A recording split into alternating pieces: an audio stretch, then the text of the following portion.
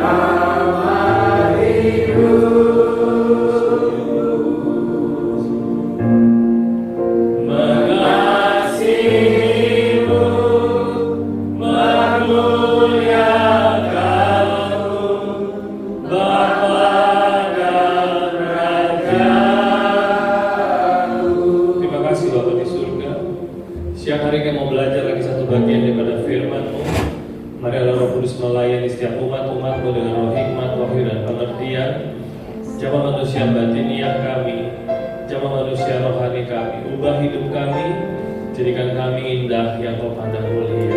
Terima kasih Tuhan. Ajar kami mengenal-Mu ya Allah.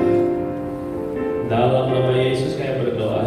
Kita yang mengasihi Tuhan sama-sama katakan amin. Amin. Selamat Bapak Ibu Saudara, apa kabar? Haleluya. Ya, Tuhan memberkati kita semua. Bulan ini kita sedang sama-sama belajar satu topik, yaitu relationship with God, ya, hubungan dengan Tuhan. Minggu lalu kita sudah belajar satu bagian, dan hari ini kita juga mau melanjutkan tentang hubungan dengan Tuhan. Bapak Ibu Saudara, hubungan dengan Tuhan itu sangat penting. Kita sadar atau kita tidak sadar, kita tahu ataupun kita tidak tahu, Tuhan mengasihi kita. Dan Tuhan mau kita memiliki hubungan yang baik, hubungan yang mesra, hubungan yang dekat dengan Tuhan. Ini adalah suatu privilege, ini adalah suatu hak istimewa. Tuhan Allah yang Maha Besar, pencipta langit dan bumi, yang membentuk kita. Dia mengasihi kita, dan Dia mau kita mengenal Tuhan. Tuhan mau kita memiliki hubungan yang baik dengan Tuhan. Itu adalah sesuatu yang luar biasa, sesuatu yang besar, anugerah Tuhan yang besar. Saya berdoa seluruh jemaat GPD Kasih Persaudaraan memiliki hubungan dengan Tuhan. Tidak peduli berapa besar pekerjaan kita, apa yang bisa kita lakukan, tapi hubungan dengan Tuhan itu jauh di atas segala-galanya. Itu suatu anugerah yang besar. Nah, hari ini kita mau melanjutkan, Bapak Ibu Saudara. Apa sih tujuannya kita memiliki hubungan dengan Tuhan? Untuk apa kita memiliki hubungan dengan Tuhan? Kalau mungkin ada di antara kita yang merasa, gak perlulah punya hubungan dengan Tuhan. Aku bisa jalani kok hidupku, aku bisa bekerja dengan baik, aku bisa melakukan segala sesuatu dengan baik, aku bisa berpikir, aku bisa merancang segala sesuatu, aku gak perlu hubungan dengan Tuhan. Kalau mungkin ada Bapak Ibu Saudara yang merasa seperti itu, ini waktunya untuk kita bertobat. Kita perlu Tuhan lebih dari apapun juga. Amin. Ya, nah, hari ini kita akan sama-sama melihat untuk apa sih kita punya hubungan dengan Tuhan. Untuk apa kita punya hubungan dengan Tuhan? Bapak Ibu Saudara, tujuan kita memiliki hubungan dengan Tuhan, relationship with God, itu adalah agar kita mengenal Allah. Katakan sama-sama, mengenal Allah. Kita mengenal Allah. Ini kenal bukan sekedar tahu. Banyak orang-orang yang sering berkata-kata tentang Tuhan. Ya tuh Tuhan begini, Tuhan begitu, Tuhan begini. Wah, dia tahu banyak tentang Tuhan. Bapak Ibu Saudara, tahu itu tidak sama dengan kenal. Ya, saya tahu siapa presiden kita, Bapak Jokowi. Apakah kita kenal beliau? Kita nggak kenal. Saya nggak kenal, saya cuma tahu. Saya melihat di TV, saya mendengar di berita, mungkin baca di koran, ada fotonya. Oh ya, saya tahu Bapak Presiden Indonesia. Tapi apakah saya kenal? Saya nggak kenal. Apakah saya bisa punya hubungan yang baik dengan beliau? Nggak ada. Apakah beliau mengenal saya? Ya, nggak juga. Bapak Ibu Saudara, jadi tahu itu tidak sama dengan kenal. Mungkin kita tahu banyak hal tentang Allah, kita bicara banyak hal tentang Allah. Pertanyaannya adalah, apakah kita mengenal Allah sungguh-sungguh? Pertanyaannya juga, apakah Tuhan mengenal kita? Jadi Bapak Ibu Saudara, tujuan kita punya hubungan yang dekat dengan Tuhan, yang baik dengan Tuhan, relationship with God, adalah supaya kita mengenal Allah. Sekali lagi katakan sama-sama, mengenal Tuhan. 1, 2, 3. Nah, kalau kita sudah mengenal Tuhan, kita punya hubungan yang baik, kita sudah mengenal Tuhan, maka kita itu akan mengalami kemuliaan Tuhan. Ya, jadi bukan hanya sekedar tahu, bukan hanya sekedar ngomong tentang Tuhan, tapi kita mengenal Tuhan, Tuhan mengenal kita, dan kita mengalami kemuliaan Tuhan. Kitab Daniel menulis, Daniel pasal yang ke-11 ayat ke-32 bagian B itu berkata, tetapi umat yang mengenal Allahnya akan tetap kuat dan bertindak. Jadi umat yang akan tetap kuat, yang akan bertindak, itu adalah orang-orang yang mengenal Allah. Sekali lagi katakan sama-sama, mengenal Allah. Ya, umat yang mengenal Allahnya akan tetap kuat dan akan bertindak. Bapak Ibu mau kuat dalam Tuhan? Kuncinya cuma satu, mengenal Tuhan. Oh, gak ada yang amin? Ya. Alkitab mencatat begini, umat yang rajin datang ibadah akan tetap kuat dan bertindak. Enggak. Tapi Tuhan berkata, firman Tuhan berkata, umat yang mengenal Allahnya akan tetap kuat dan bertindak. Oh, kalau gitu kita nggak usah datang ibadah dong ya? Salah juga kan? Ada ayat lain berkata, jangan kita undur dari persekutuan untuk kita beribadah. Apa tujuan kita datang beribadah? Untuk kita memiliki hubungan dengan Tuhan. Kenapa kita perlu memiliki hubungan dengan Tuhan? Agar kita mengenal Tuhan. Haleluya. Satu hal yang kurindukan, ya Tuhan, selalu berada di dekatmu. Dengan senang hati, dengan senang jiwa, ku menanti di hadiratmu. Lebih dalam lagi ku rindu Kau Tuhan, lebih dari segala yang ada, lebih dalam lagi ku cinta Kau Yesus, untuk mengasihimu. Haleluya. Bapak Ibu Saudara mau mengenal Tuhan lebih dalam lagi, ya, umat yang mengenal Allahnya akan tetap kuat dan akan bertindak. Kalau kita melihat anak-anak Tuhan, umat-umat Tuhan yang kuat, yang tetap bertindak, itu salah satunya adalah mereka mengenal Allah. Nanti kita akan melihat satu contoh betapa ada Alkitab mencatat ada seseorang yang bisa bertindak, tetap kuat, bertindak. Kenapa? Karena dia kenal Allah. Haleluya. Ya, kita menjadi jemaat yang kuat. Amin. Jadi umat-umat Tuhan yang kuat, umat-umat Tuhan yang bertindak. Kita perlu mengenal Tuhan. Nah, ada beberapa sebutan dan penjelasan yang diberikan oleh firman Tuhan tentang Tuhan agar kita bisa mengenal Tuhan lebih lagi. Ya, saya mau mengambil ada beberapa contoh nama-nama Tuhan yang menggambarkan, yang menyatakan kepribadian Tuhan yang dicatat di dalam Alkitab. Dan saya rindu waktu kita mengenal Tuhan, kita mengalaminya, kita mengalami kemuliaan Tuhan, dan kita akan mengalami pertolongan Tuhan yang luar biasa. Saya mau mengambil beberapa ayat di dalam Mazmur pasal 91.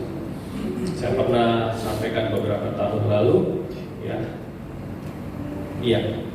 Mazmur pasal yang ke-91. Ada beberapa nama ayat kita, nama Allah yang menggambarkan kepribadian Allah dicatat di dalam ayat-ayat ini. Orang yang duduk dalam lindungan yang maha tinggi dan bermalam dalam naungan yang maha kuasa akan berkata kepada Tuhan, tempat perlindunganku dan bumbu pertahananku, Allahku yang kupercayai. Ya, tapi ini ayat 1 saja. Di ayat 1 ada dua sebutan Allah. orang yang duduk dalam lindungan yang maha tinggi dan bermalam dalam naungan yang maha kuasa. Yang maha tinggi, kalau bahasa Inggrisnya memakai kata the most high, Allah yang maha tinggi. Bahasa aslinya memakai kata Elyon, El Elyon, Allah yang maha tinggi dan bermalam dalam naungan yang maha kuasa, the Almighty, Allah El Shaddai. Ya. Yang pertama, Allah yang maha tinggi. Kalau kita hanya sekedar baca, oh ya udah baca. Orang yang duduk dalam lindungan yang maha tinggi, oh ya sudah, yang maha tinggi. Dan bermalam dalam naungan yang maha kuasa, ya udah selesai. Tapi kalau kita mengenalnya lebih dalam lagi, maka kita akan mengalami kemuliaan Tuhan. Waktu kita mengenal Tuhan lewat hubungan dengan Tuhan, relationship with God, maka sesuatu yang besar Tuhan akan nyatakan dalam hidup kita. Yang pertama adalah Allah yang maha tinggi, orang yang duduk dalam lindungan yang maha tinggi. Allah yang maha tinggi pertama kali dicatat di Alkitab di dalam kitab Kejadian pasal 14. Di kitab Kejadian pasal 14 ini adalah tentang Abraham baru kembali dari peperangan. Abraham baru selesai berperang, Abraham menang karena Tuhan memberikan kemenangan besar kepada Abraham, dan Abraham bertemu dengan Melkisedek, imam Allah. Dan Melkisedek memberkati Abraham. Tidak ada kutuk. Abraham diberkati. Abraham diberikan kemenangan. Melkisedek membawa roti dan anggur yang menggambarkan perjamuan kudus, dan Abraham meresponi dengan memberikan perpuluhan. Ya, ini dia. The Most High, Melkisedek. Abraham meresponi dengan mengembalikan milik Tuhan. Kita lihat ayatnya. Kejadian 14 ayat 18 sampai 20, Bapak Ibu bisa lihat di depan. Melkisedek Raja Salem membawa roti dan anggur. Ia seorang imam Allah yang maha tinggi, Allah El Elyon, Allah yang maha tinggi, God Most High, Allah yang maha tinggi. Lalu ia memberkati Abraham, katanya, diberkatilah kiranya Abraham oleh Allah yang maha tinggi, pencipta langit dan bumi. Dan terpujilah Allah yang maha tinggi, yang telah menyerahkan musuhmu ke tanganmu. Lalu Abraham memberikan kepadanya 1/10 dari semuanya. Saya mau tanya Bapak Ibu Saudara, siapa yang rindu diberkati oleh Allah yang maha tinggi? Ini kita semua mau diberkati oleh Allah yang maha tinggi. Jadi Bapak Ibu Saudara, kita anak-anak Tuhan memiliki Allah yang maha tinggi. Waktu kita punya hubungan dengan Tuhan, lewat doa, pujian, penyembahan kita kepada Tuhan, membaca firman Tuhan, mari kita mau mengenal Tuhan, kita mau mengenal Allah. Salah satu sebutan, salah satu gambaran yang diberikan tentang pribadi Allah adalah Dia adalah Allah yang maha tinggi, paling tinggi, Bapak Ibu Saudara, maha tinggi. Ya, dan Tuhan memberkati kita. Tuhan memberikan kemenangan. Tuhan menolong kita. Abraham diberkati oleh Allah yang maha tinggi. Abraham diberikan kemenangan oleh Allah yang maha tinggi. Dan Alkitab berkata, Allah yang maha tinggi itu pencipta langit dan bumi. Kalau dalam bahasa Inggrisnya memakai kata maker and possessor, pencipta dan pemilik langit dan bumi. Jadi Bapak Ibu Saudara, kalau kita diberkati oleh Allah yang maha tinggi, pencipta langit dan bumi, maka kita tidak perlu takut.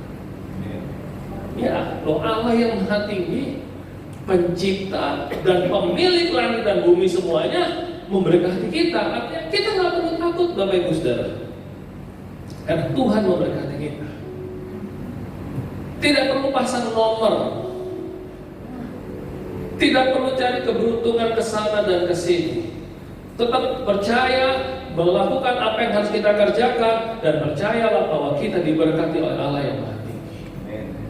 Jadi kita perlu mengenal Allah, kenal Allah. Oh, Dia adalah Allah yang maha tinggi, yang memberkati dan tidak pernah mengutuk, yang memberi kemenangan, kita mengenal Allah, dan kita akan mengalami kemuliaan-Nya. Yang mengerti katakan amin. Amin. Ya, kita diberkati. Nah, Abraham itu mendapatkan pewahyuan. Yes, aku diberkati oleh Allah yang Maha Tinggi, Pencipta langit dan bumi. Aku diberikan kemenangan oleh Allah yang Maha Tinggi, Pencipta langit dan bumi.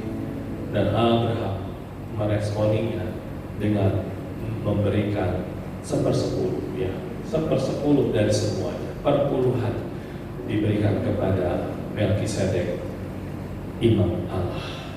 Nah, Bapak Ibu Saudara, saya mau mengajak kita sama-sama mengerti, waktu kita mengembalikan milik Tuhan, mari sama-sama kita sadari dan kita mengerti dan kita berdoa. Kita mau katakan, Tuhan, aku diberkati oleh Allah yang Maha Tinggi, Pencipta, pemilik langit dan bumi. Aku diberkati oleh Tuhan, dan aku mau mengembalikan milik Tuhan kepadamu. Jangan mengembalikan perpuluhan atau milik Tuhan karena paksa. Jangan mengembalikan karena ya udahlah, memang udah harus dan sebagainya. Tapi lakukanlah itu dengan percaya, dengan pengertian bahwa aku diberkati oleh Allah yang Maha Tinggi. Ya, Bapak Ibu Saudara, bisa mengerti? Ya, kita lakukan.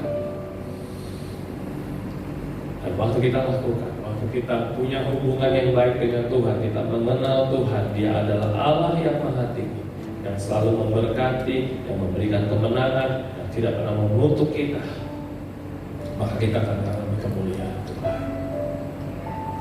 Mungkin kita tidak bisa berbuat apa-apa, tapi kita tahu aku duduk dalam lindungan yang Maha Tinggi. Nah, ini akan membawa keamanan dalam hidup kita, akan membawa ketenangan di dalam hidup kita. Kita tak takut lagi. Ya. Kenapa tak takut lagi? Karena aku punya Allah yang Maha Tinggi. Wah, saat ini mungkin aku dalam pergumulan, aku dalam masalah, aku dalam banyak tantangan, tapi aku punya Allah yang Maha Tinggi. Aku punya Allah yang Maha Tinggi, Pencipta langit dan bumi, Pencipta dan pemilik langit dan bumi.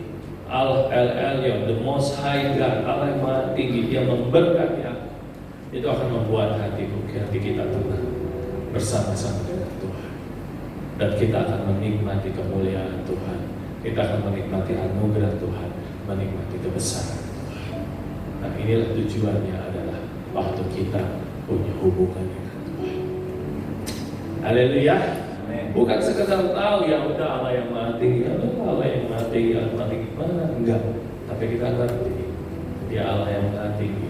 Dia mengasihi kita, Tuhan memberkati kita, Tuhan menolong kita, Tuhan memberikan kemenangan dalam hidup kita. Haleluya. Ku tidak takut, sebab Kau besertaku.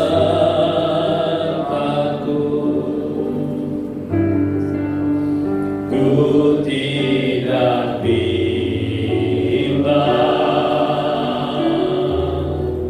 sebab Engkau Allahku. Engkau meneguhkanku,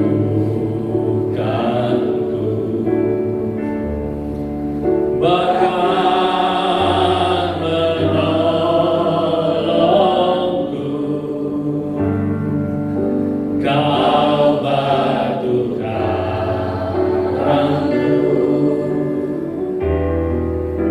Yesus Tuhan. Yang kedua, dari ayat tadi Mazmur 91, firman Tuhan mencatat, dan bermalam dalam naungan yang Maha Kuasa. Allah yang Maha Kuasa.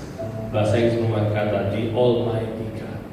Bahasa asli mengatakan El Shaddai, Allah yang Maha Kuasa. Kadang-kadang kita cuma baca ya Allah yang Maha Tinggi, Allah yang Maha Kuasa, tapi sepertinya apa? Nah, Bapak Ibu Saudara, yang diperlukan adalah kita mengenal Dia. Bukan yang sekedar baca, bukan yang sekedar tahu. Allah yang Maha Kuasa, maksudnya gimana? Allah yang Maha Kuasa pertama kali tulis dalam Kejadian pasal 17. Nah, ini luar biasa. Kepada orang yang sama, Abraham. Abraham mendapat pengertian, mendapat pewahyuan tentang kepribadian Allah.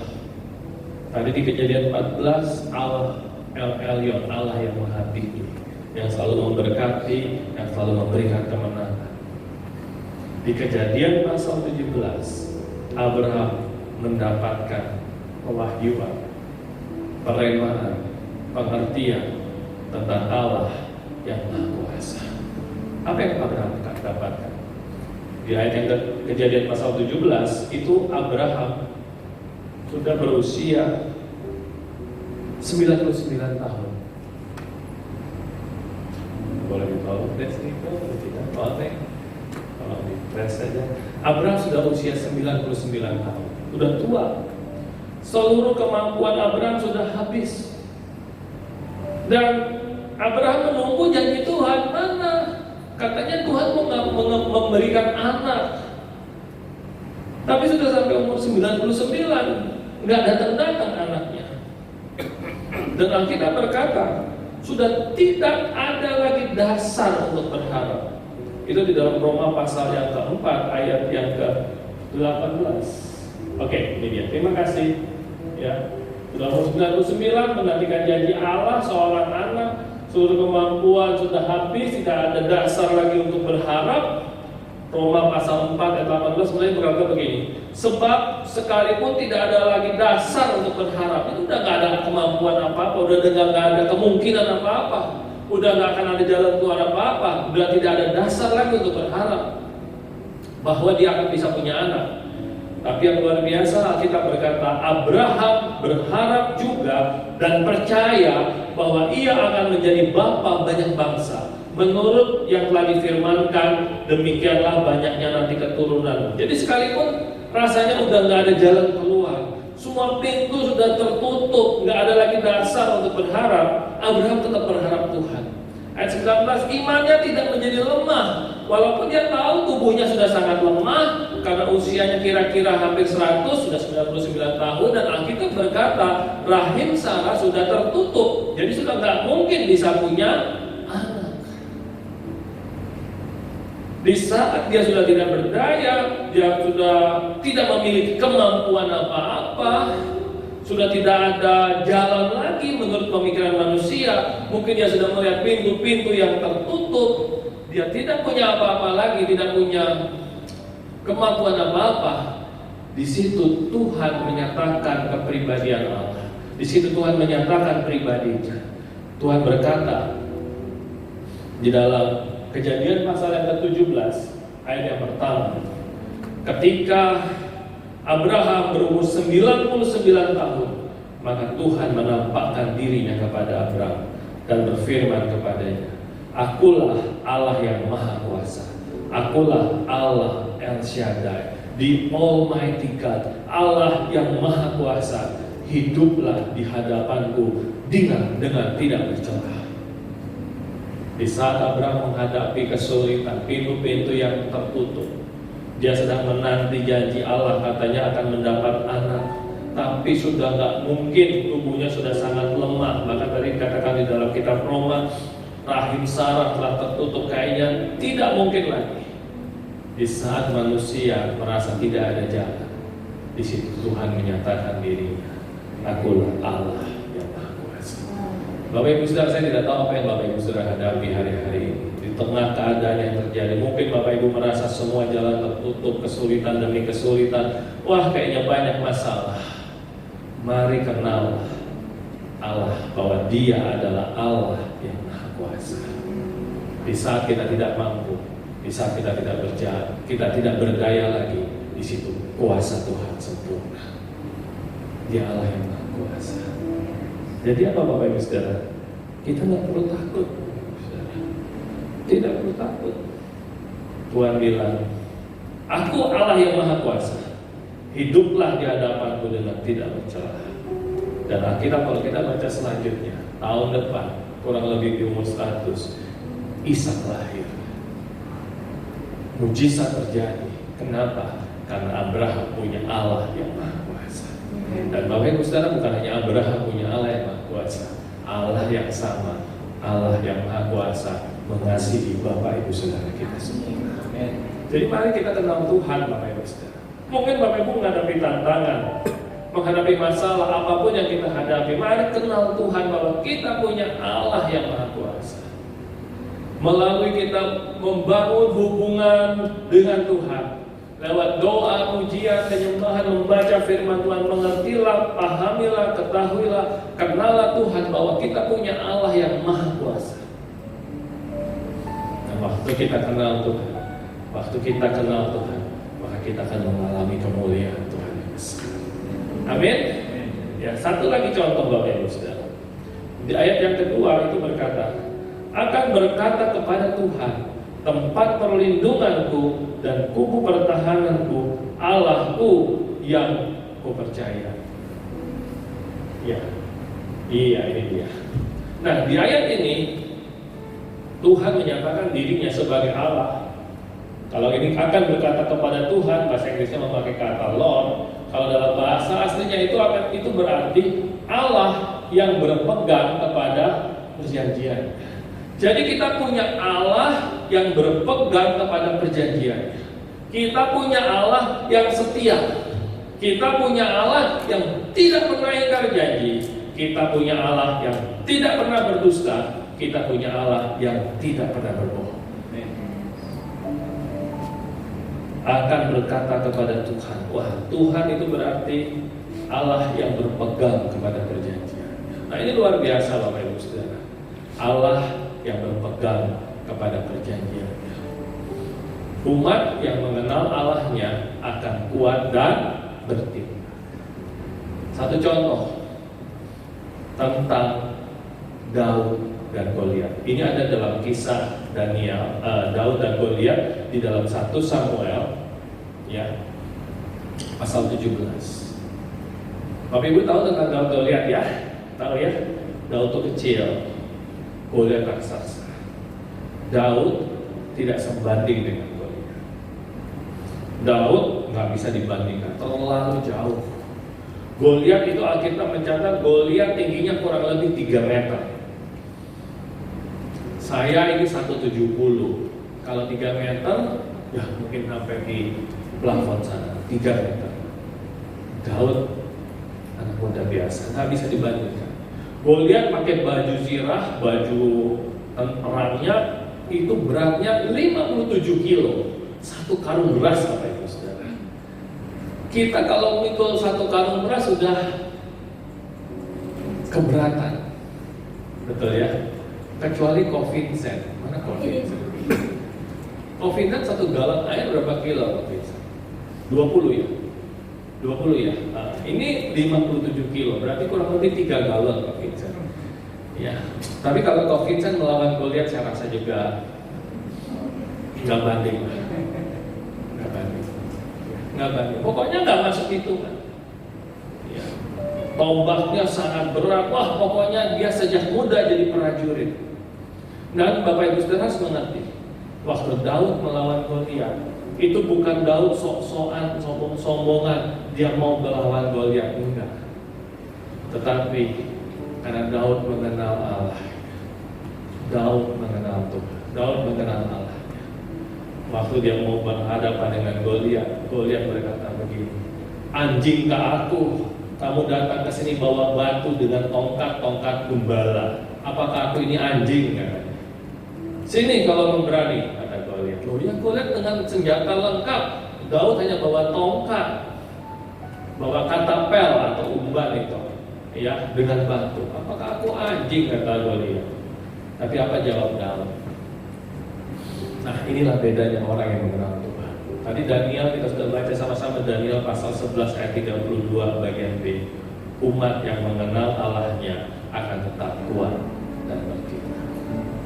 Apa yang Daud katakan?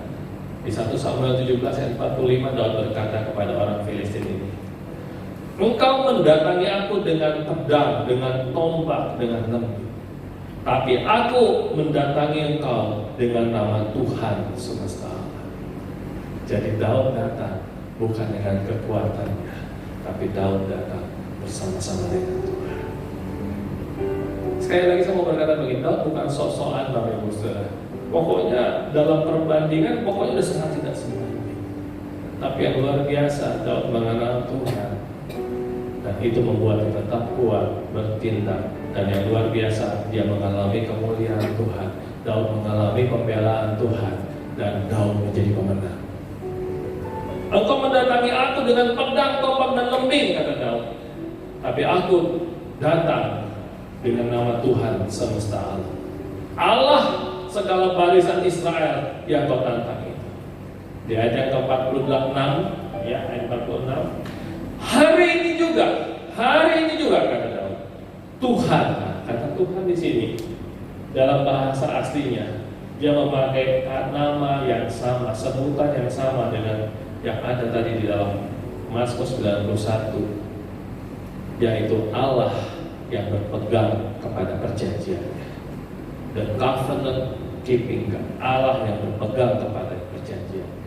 Hari ini juga Tuhan akan menyerahkan engkau ke dalam tanganku, dan aku akan mengalahkan engkau dan memenggal kepalamu dari tubuhmu. Hari ini juga aku akan memberikan mayatmu dan mayat tentara orang Filistin kepada burung-burung di udara, kepada binatang-binatang liar, supaya seluruh bumi tahu bahwa Israel mempunyai Allah, dan supaya segenap jemaah ini tahu bahwa Tuhan menyelamatkan bukan dengan pedang, bukan dengan lembing, sebab di tangan Tuhanlah pertempuran, dan Ia akan menyerahkan kamu ke dalam tangan kami.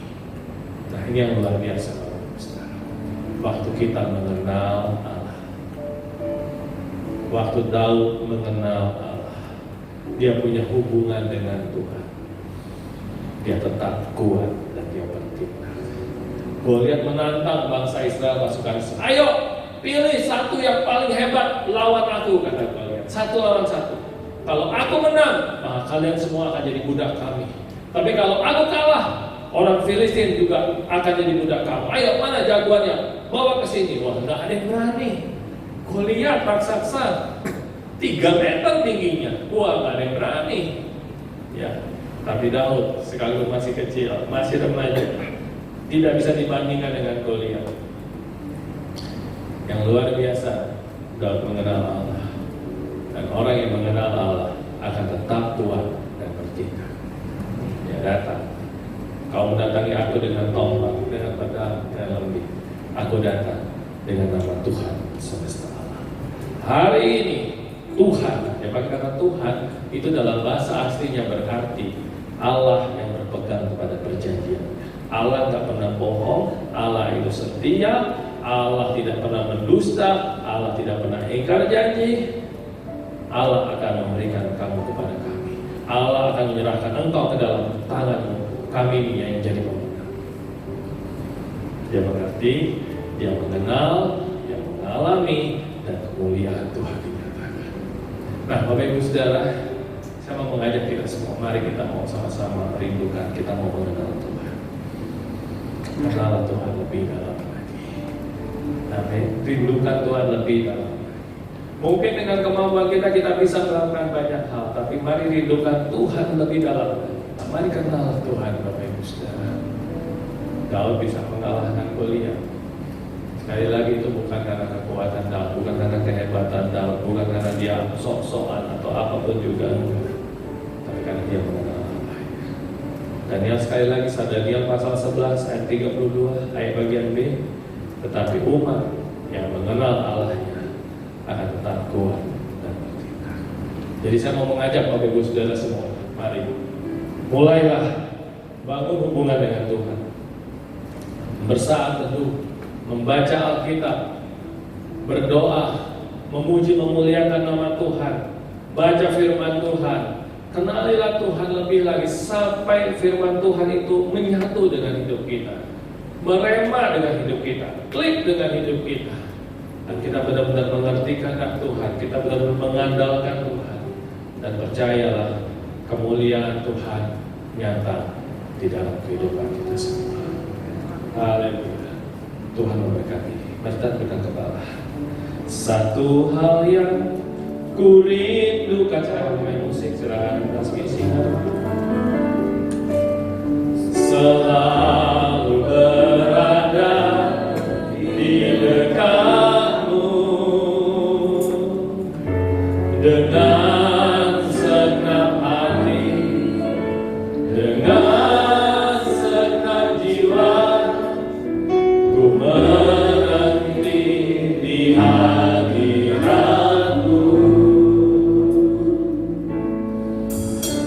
Satu hal yang ku rindukan, ya Tuhan,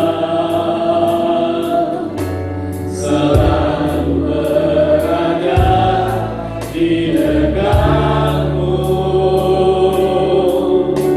dengan segenap hati, dengan segenap jiwa. Ku menanti di hadiratmu,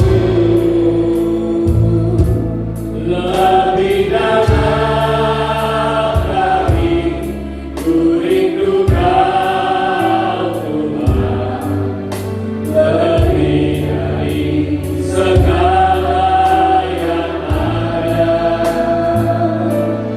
lebih dalam lagi ku cinta Kau Yesus, ku mengasihimu.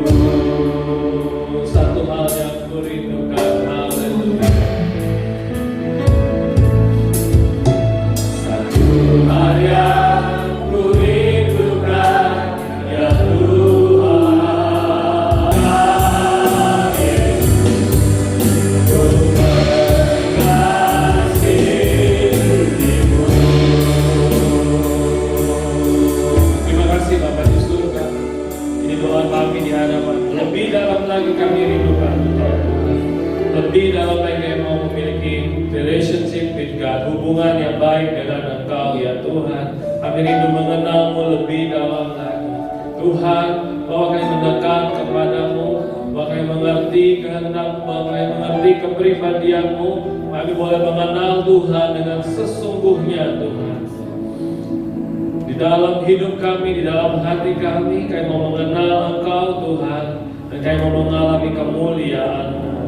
Umat yang mengenal Allah yang akan tetap kuat dan bertindak. Kami mau Tuhan mengenal Tuhan, dan kami percaya ada kemuliaan Tuhan yang besar Tuhan akan berikan kepada setiap umat-umat. Berkati umat-umat-Mu Tuhan, baik yang hadir bersama-sama maupun yang menyaksikan lewat tayangan online, diberkati oleh Tuhan, dipakai oleh Tuhan, mengalami kedalaman Tuhan, mengalami pengenalan akan Allah, dan bersandar penuh kepada Tuhan.